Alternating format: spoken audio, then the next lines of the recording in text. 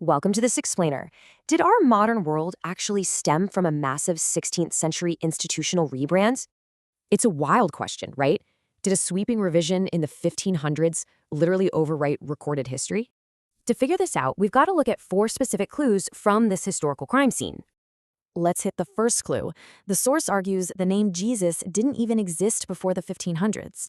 It points out the man born in Judea was actually named Yeshua, which meant salvation. But European printers in the 16th century invented the letter J, completely changing that original name. This shift essentially took a Hebrew word and turned it into a European legal label. Crazy, right? Next up is the capitalization fraud theory. Ever noticed how names look on your legal documents? Ancient records used normal text, but in the 1500s, institutional records suddenly demanded all caps. The source highlights a wild legal theory. An all-caps name actually represents a dead entity or corporation.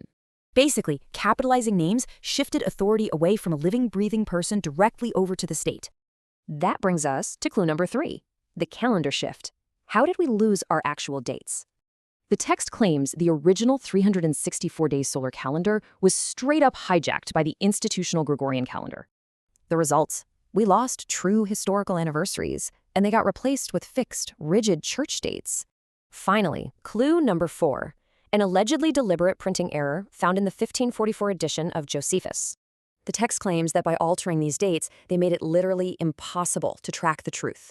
The author argues these errors intentionally severed ties to the original Hebrew record, just to consolidate power. So what's the big takeaway from these sweeping 16th century rebrands? Let's break it down really quick.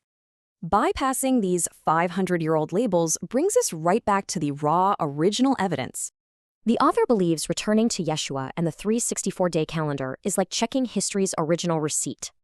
It definitely leaves us wondering, are our foundational systems literally just 500-year-old legal labels?